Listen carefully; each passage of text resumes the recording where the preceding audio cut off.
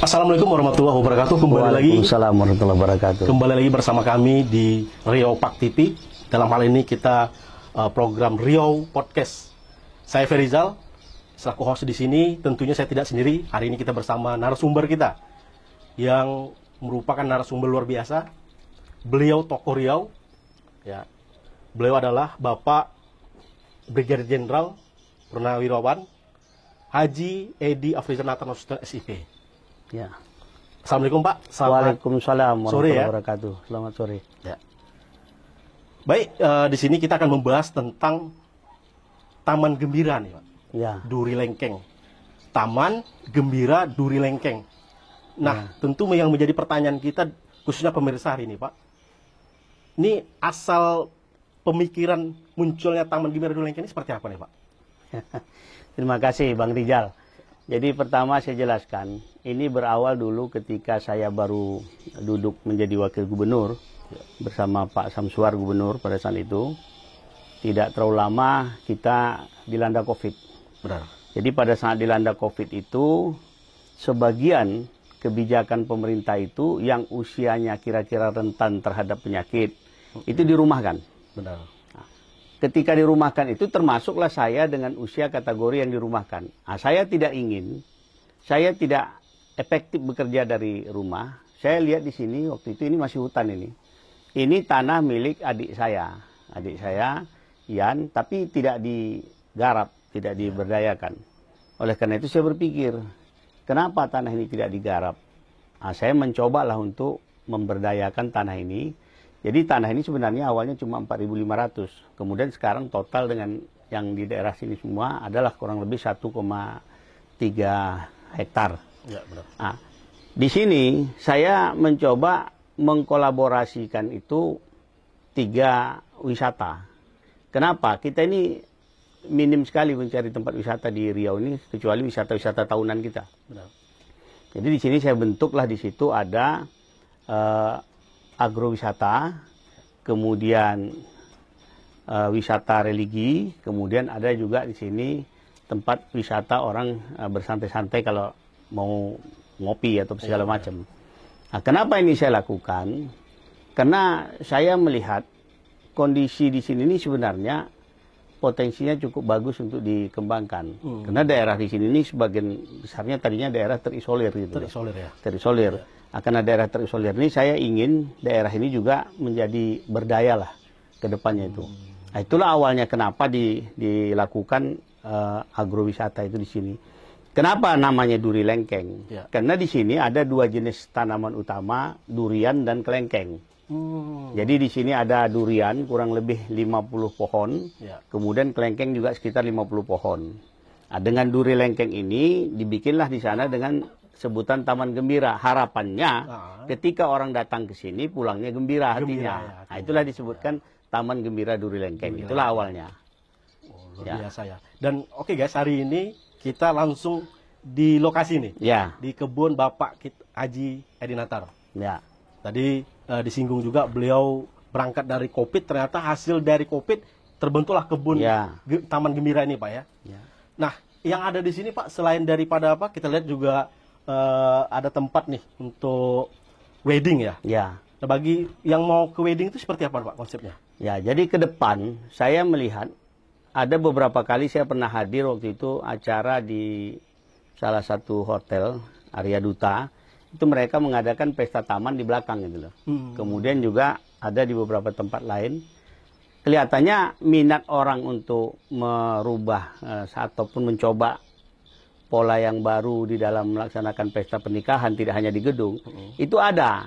Ya. Sehingga di sini saya coba. Nah, ini yang sekarang saya bikin di belakang kita ini, itu ada pelaminan. Ya. Itu harapan saya nanti ke depan. Itu juga bisa dimanfaatkan kalau misalnya ada orang yang ingin melaksanakan pesta mungkin dengan cara pesta taman. Outdoor ya Pak? Taman. Ya, di luar. Sehingga nanti kondisi ini kita harapkan ke depan juga bisa termasyarakatkan kepada masyarakat di sini. Benar. Jadi apa yang menjadi keinginan yang selama ini mungkin tidak hanya sebagian hanya di gedung, tapi juga menginginkan daerah di luar, di sini juga ada. Nah, itu yang kita siapkan untuk masalah di tempat hiburan yang ada di sini. Di sini juga ada, ini pesantren. Jadi pesantren ini saya berpemikiran bahwa ke depan saya ingin membangun sumber daya manusia di Riau ini yang saya siapkan karena latar belakang saya di TNI. Ya. Saya ingin nanti ke depan itu ada dipersiapkan anak-anak generasi muda kita yang seusia dia tamat SMA, tetapi dia memiliki hafalan Al-Quran 30 juz. Nah, oleh karena itu kita menyiapkan dia sejak dia tamat SMP.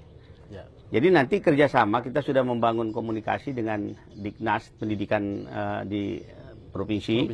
Nanti mereka-mereka ini diharapkan dia di bawah SMA Plus. Ya. Jadi dia berada di dalam SMA Plus. Kita cuma akan mencetak itu sekitar 7 anak dalam 1 tahun. 1 tahun 7 anak. 7. Nanti tahun depan masuk lagi 7, tahun depan lagi 6. Kenapa 7, 7, 6? Karena jumlahnya 20 itu dalam 3 tahun itu diharapkan nanti di asrama yang kita siapkan di sini itu hanya anak untuk 20 anak. Di tahun keempat diharapkan yang 7 anak pertama itu dia akan lulus. Lulus. Nah, Ya, benar. pada saat dia masuk awal, kita mempersyaratkan bekerja sama dengan TNI, dalam hal ini Korem, Lanut, Lanal, diharapkan pada saat tes itu, dia juga dites seperti pada saat akan masuk ke Akademi Militer. Ya. Akademi Militer ada tes jasmaninya, kesehatannya, Ya. kemudian akademisnya, kemudian psikologinya. Diharapkan dia juga memiliki hafalan minimal 10 juz. 10 juz. Nah, sehingga ketika dia berlanjut selama 3 tahun mengikuti pendidikan di SMA Plus, Ya. di sini bersamaan dengan itu, di bawah 2 pembina khusus, dia melanjutkan hafalan Al-Qurannya. Harapannya nanti, Ya. dia pada saat 3 tahun, di tahun ketiga, anak yang 7 ini, dia sudah memiliki hafalan 30 juz. 30 juz. Pada saat itulah nanti, dia keluar dari SMA ini, dia akan kita coba masukkan tes di Akademi Militer 3 orang, Akademi Angkatan Laut 2 orang, 2 orang. Akademi Angkatan Udara 2 orang. 2 Itu orang. 7. 7 orang. Kenapa? Karena kuota kita di sini terbatas. Di Riau ini hanya sekitar 5, 4. Sehingga kalau kita bisa menyiapkan dengan jumlah yang 3, 2, 2, itu harapannya kita bisa menyiapkan sumber daya ini secara maksimal. Dan kita berharap ketika dia diikutkan tes itu tidak lagi ada kekurangan-kekurangan, dia bisa lolos itu. Sehingga dia dari awal, dia sudah tahu bahwa dia akan dipersiapkan untuk menjadi calon pemimpin ke depannya. Nah, kalau ini bisa terwujud, saya membayangkan suatu ketika nanti 20 tahun, 30 tahun ke depan, kalau dia bisa mengikuti pendidikan ini dengan baik, dia berkarir dengan baik, akan lahir jenderal-jenderal, laksamana-laksamana, marskal-marskal dari bumi lancang kuning ini, yang di dadanya itu ada 30 juz Al-Quran. Hafalan 30 juz. Iya, jadi dia bukan hanya sebagai seorang jenderal, tetapi jenderal yang mempunyai keagamaan yang kuat. Itulah sebenarnya latar belakangnya kenapa.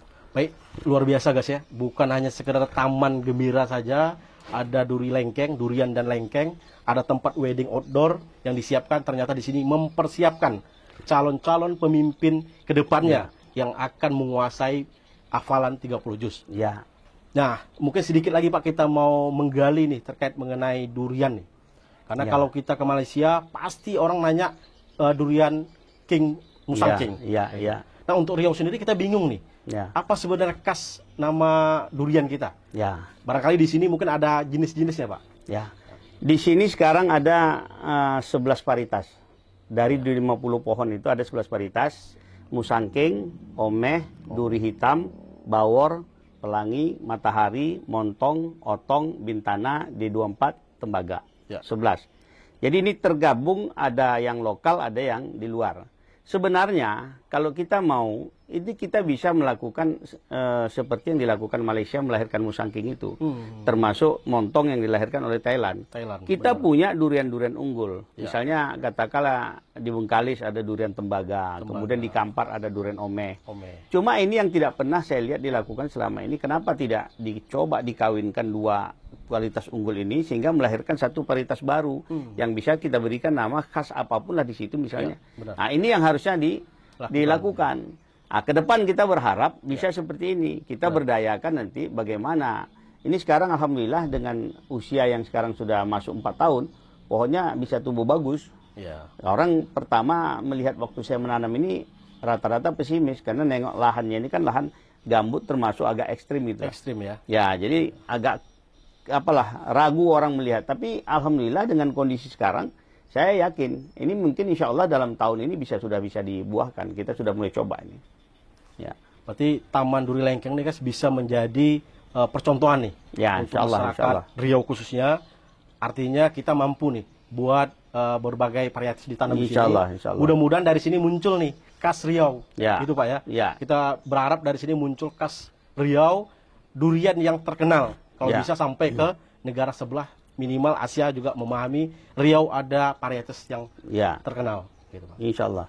Mungkin terima kasih Bapak sudah bersedia nih untuk diskusi bersama Ya. kami tentunya di Riau Pak TV ya, di Ya. program kami Riau Podcast. Terima kasih juga sudah menerima kami bersama tim Ya. di Taman Gembira Duri Lengkeng. Ya. Jadi kalau hadir di sini semua orang pasti gembira. Ya, Jadi kalau harapannya. belum gembira berarti harus ke sini. Iya. Ya, terima kasih Bang Rizal. Mudah-mudahan apa yang dilakukan pada sore hari ini bisa memberikan manfaat kepada kita semua masyarakat Riau khususnya. Baik, kami dari Riau Podcast mohon undur diri. Wassalamualaikum warahmatullahi wabarakatuh. Waalaikumsalam warahmatullahi wabarakatuh.